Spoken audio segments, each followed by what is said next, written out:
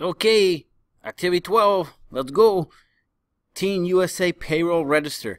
All right, we're really getting into the real stuff now of Excel, and I really like this activity because this is real use stuff. Like businesses, guys, really use Excel to do this, okay? So when you're going through, if you look at number 9, A through G, it tells you exactly how to do this, okay? But when you're doing this, what I challenge you to do is understand why you're doing this, okay? So right now, here are the hours worked of each employee. Obviously, as usual, I didn't do it all. And the hourly rate each employee gets, okay? Now to get gross pay, all you would do if you had a calculator is you would just do 32 multiplied by 1350, right? How many hours they work by their pay, and then you get their gross pay. That's what you're going to be doing for these employees, guys, okay? So you're like doing exactly what an employer will do. Now, when it comes to federal tax, Social Security tax, Medicare tax, state tax, and pensions, guys, these are all deductions. All of these are actually deducted from your gross pay. Okay, so gross pay, what that means is the total pay.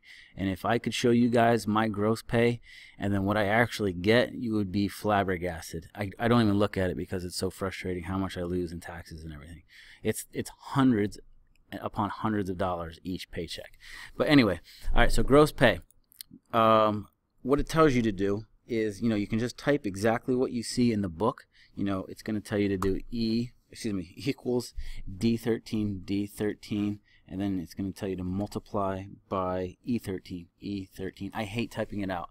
If I were you, what I would just do is your equal, and then click in which cell it's referring to, okay? So I just do this. I quickly find the multiplication, and then I just click on this. So what I'm saying is D13 times E13, yes, boom. Hey, are you going to do that all the way down? Absolutely not. Autofill, right? Autofill, boom. Okay, so right now this is what each employee is, their money that they made. But don't forget, we live in this free country of America, and we must pay taxes. Okay, so now what we want to do is just find what the taxes are. Okay, so the federal tax, all you do is just you take your gross pay. So if you see 9B, it says in cell G13 type F13. Okay, so don't do that. You can do it if you like, but like I do it, I just always do equal, and then just click on the cell, and then it says multiply by 15%. And why we're multiplying that by 15% is that is what Sandra Andrews is losing. Okay, so $432. She now is losing $68.40 in federal taxes. Guys, this is pretty accurate too. So that's why I like this activity, so you can see how much money you actually lose once you start having a real job. Okay, Social Security tax.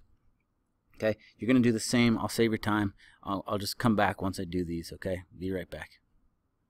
Okay, back. So all I did, guys, was just did the formulas that are required by the book. And like I said, these are pretty accurate. So look, you're losing 26, or Sandra Andrews is losing 26 bucks, losing $6 in Medicare. So you see what it is. It's 1.45% of, her gross pay. That's her money, but she's losing all these things, okay? Pension, she's not losing that. That's going into her pension when she retires. So, hopefully she'll get that money back, and then tons of interest on top of it. So that's actually a good thing, but you get that money back later, But it is being subtracted right now. Okay, now net pay, guys, that's what the check is that you take home, your take home. This is what Sandra was given, $432 from her company, but then all these are subtracted. Now net pay. So just as you would do on a calculator, we have to use parentheses, okay? We have to tell Excel what we want to put in parentheses and what is being subtracted from what, because it can get confused just as you and I can.